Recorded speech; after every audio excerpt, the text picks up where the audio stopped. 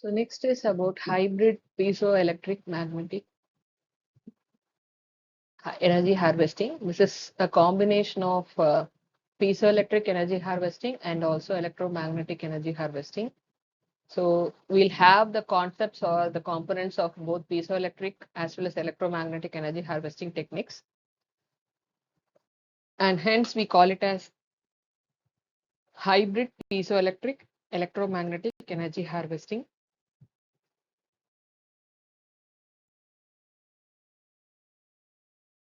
Why do we want piezoelectric or hybrid sort of energy harvesting? It's because the hybrid concept or the hybrid energy harvester, which is known as nothing but piezoelectric or electromagnetic, the other way of knowing known as PEM, energy harvester, combines the mechanisms of two distinct mechanisms to convert the ambient vibrations into electrical energy. So this approach leverages the strengths of each method to overcome the limitations of the individual method or individual system, and thereby improving the overall efficiency and also improving the operating bandwidth.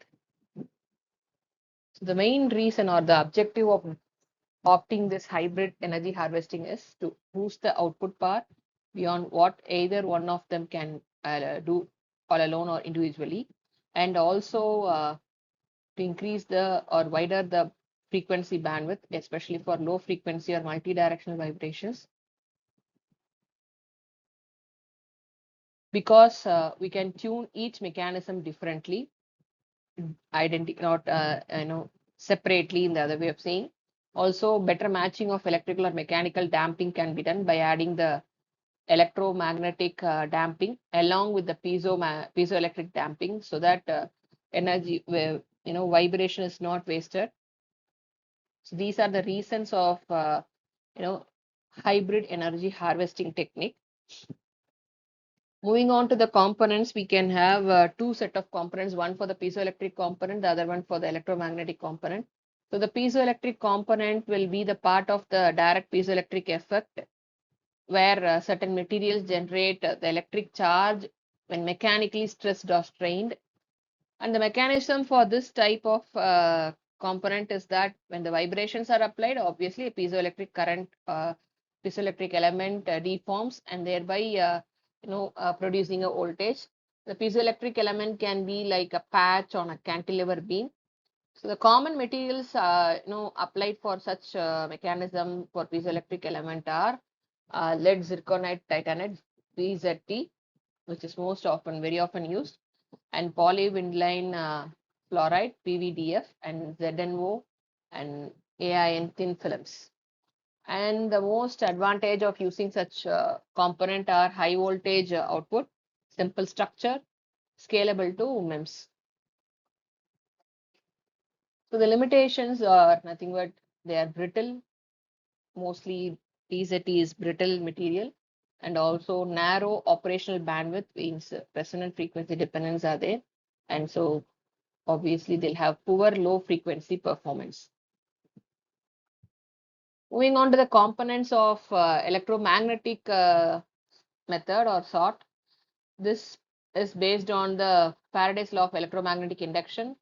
Means when a magnetic flux through a coil changes, means the rho, which is nothing but change of relative due to the relative motion between the magnet and the coil is changed, an electromagnetic force, electromotive force, EMF is generated. So this is the concept behind the electromagnetic energy harvesting.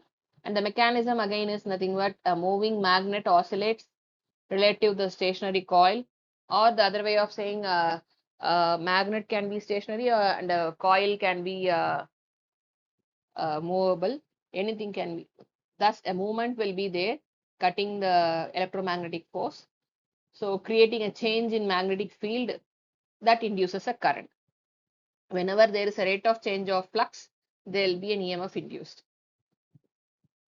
The typical configurations are nothing but moving magnet with a stationary coil. As I said, it can be vice versa also. Means a stationary magnet with a moving coil. Simple concept is thereby there should be change in the magnetic field. Rate of change of flux should be there. So the resonant cantilever with coil magnet interaction or linear or rotational oscillators, anything of this sort can produce the electromagnetic means EMF. So advantages of using this method is high current output, and even at low efficiencies, even at low frequencies, has good efficiency. It is durable and flexible with mechanical designs. And the limitations are large physical size due to the magnets and coils, and lower voltage output, and difficult integration at the micro scale. So these are the limitations of the electromagnetic component. So we can just patch up with the limitations of both piezoelectric and electromagnetic, thereby obtaining a better efficiency and output by combining them and making it as a hybrid PE energy harvester. So this is a simple schematic representing the piezoelectric energy harvester and the electromagnetic energy harvester. So here for the piezoelectric, we have the cantilever where we have the electrode, top electrode and bottom electrode, and the piezoelectric film, thin film in between that. So whenever there is a stress or strain over it, obviously force or sort of energy is produced. Whereas for this electromagnetic energy harvesting, see, we have the magnet, the spring is there. When there is a change in flux because of this, or if the coil is being changed, if it is anything can be stationary. If the coil is stationary, then the magnet is, because of the spring, there is a change in the magnetic flux. So this produces the output. There can be a vibrating, both can be changing. So this can be vibrating body, or this can be the spring, anything. No, means in the sense coil can be vibrating, coil can be stationary or movable, or magnet can be stationary or movable, because of which an electric EMF is generated or the voltage is generated. So this is the simple schematic representation of the piezoelectric energy harvesting and the electromagnetic energy harvesting. So why should we hybridize the piezoelectric and electromagnetic? Because of the complementary behavior. PEH, nothing but piezoelectric energy harvesting, has high voltage and low current, and whereas vice versa for the electromagnetic energy harvesting, in this case it is low voltage, high current. So when we combine these two systems, it provides higher and more balanced power output. In the sense, we'll have optimal voltage as well as current, which means more balanced power output will be obtained. And also bandwidth broadening is done with the help of hybridization. Piezoelectric and electromagnetic units can be tuned to different resonant frequencies, thereby capturing more vibration energy over a range, and also damping optimization. So this electromagnetic transduction introduces additional electromagnetic damping, thereby improving the mechanical to electrical energy conversion. So better optimization, damping optimization is obtained by this, and also improved low frequency response in electromagnetic mechanism. It is more effective in low frequency domains like 1 to 20 hertz. So thereby compensating the piezoelectric inefficiency at that particular frequency. So that's what I said. The limitations of one can be compromised or optimized with the other type of method. That is why the hybridization of a high piezoelectric and the electromagnetic energy harvesting is required. And the energy output, total energy output, is nothing but the piezoelectric energy output with the electromagnetic energy output along with the coupling. So PP represents the piezoelectric energy harvesting output, power output because of the piezoelectric concept. And P is nothing but the power output because of the electromagnetic energy harvesting concept. And P coupling is nothing but the power output due to the interaction between them. So that can be positive due to the resonant frequency. This is one simple schematic representing the combination or the hybridized concept of the piezoelectric energy harvesting and the electromagnetic energy harvesting. You can see here we have the piezoelectric as well as the electromagnetic.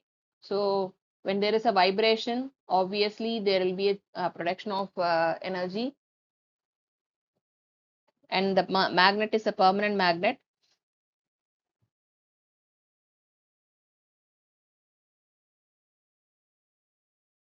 So a 2x2 array harvester with 4 piezoelectric energy electromagnetic modules were demonstrated in recent study, which produces a remarkable performance and rapidly charging capacitors and enabling the practical deployment.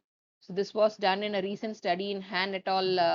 Article represented in that article published in 2022. And also structural designs and case studies reveal that we can have different types of harvester models like double cantilever harvester, hybrid harvester. So the other one is multi-directional hybrid harvester, and we can even have hybrid insole harvester, and the other one is the pipeline vibration harvester. So the pipeline energy harvester can be used for vibration harvester can be used for smart monitoring in oil pipelines, whereas the hybrid insole harvester finds an application in converting human walking motion into electricity, because this is the mechanism following that piezo stacks under the heel along with the electromagnetic coil or magnet insole cavity.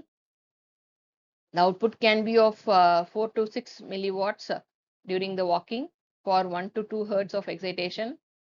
Likewise, multi-directional harvester, hybrid harvester is one where the application is for ocean wave and vehicle vibration harvesting, which can be used for even ocean wave energy harvesters. And the structure enables like magnetic coupling along enabling harvesting from multi-axis vibrations. And the double cantilever hybrid harvester is one where it the structure is such a way that two symmetrical cantilevers with piezo layers and a moving magnet with a coil pair. And the key benefit of this structure is the wide operational benefit, approximately 4 hertz of range.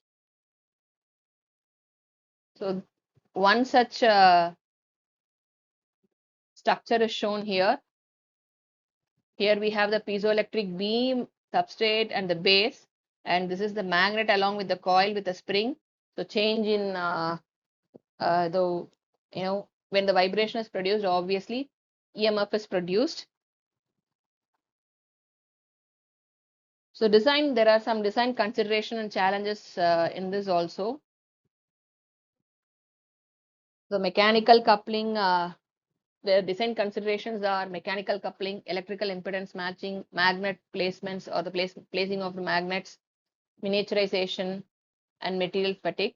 So miniaturization is nothing but it is very difficult to integrate the electromagnetic coils in MEMS scale, means micro scale. That is a bit difficult because magnets will not be of so small. Material fatigue is like piezo elements degrade under cyclic stress.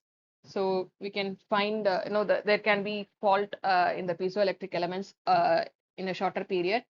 Magnetic placement, of course, this has an influence in damping and frequency tuning and also the non-linear response.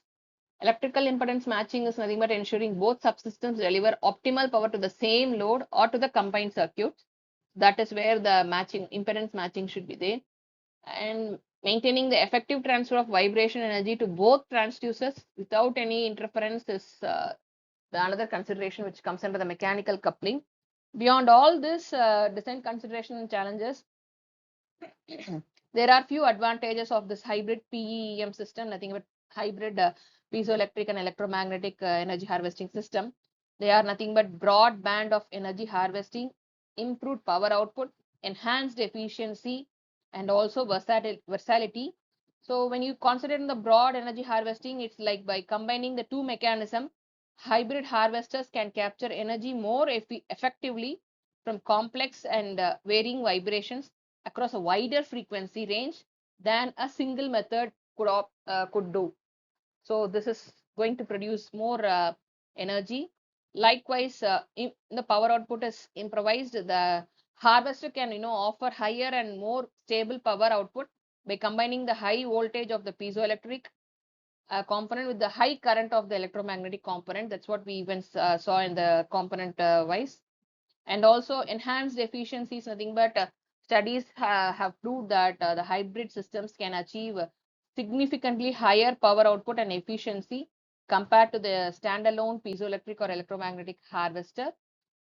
Moving on to the versatility, this hybrid concept or technology is well suited for powering wireless sensor networks, wearable electronics, and low power devices in various environments, including industrial machinery and smart infrastructure also. And also key applications of this is again wearable electronics, broadband vibration. So wearable electronics is nothing but hybrid harvesters can capture energy from human motion, which is typically low frequency and high amplitude, and structural health monitoring like bridges, pipelines, and buildings, automotive systems like tire pressure sensors, suspension systems, and marine and wave energy harvesting is another application. Also, industrial vibration energy harvesting, where the machineries and engines are involved. So broadband vibration is like another harvester, uses T-shaped and straight beams to capture the energy across different frequencies. So this is one such application. System also incorporates magnetic nonlinearity, thereby improving the efficiency over a wider range. So there are a future scope of optimizing coupling and damping. So maximizing the power output while minimizing the losses through advanced damping control is one of the future scope of the challenges that can be overcome. So expanding the bandwidth and sensitivity, real world investigation, scalable manufacturing, all these are some future scopes.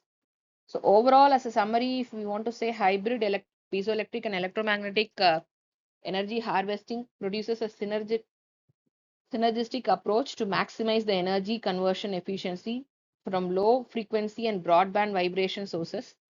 So by coupling the high voltage piezoelectric response with the high current electromagnetic induction, hybrid systems demonstrate enhanced power output, frequency adaptability, and robustness. So further optimization in mechanical electrical coupling, material integration, and circuit design is the key to enabling the self-powered smart systems in IoT and autonomous monitoring applications. So these are the introduction of hybridization of piezoelectric and electromagnetic energy harvesting, and the key components were discussed. Also, the design challenges, advantages, and applications of them were sorted out along with the future scope of it. So hopefully you understood the need for hybridizing and where it is, where it can be applied. Thank you.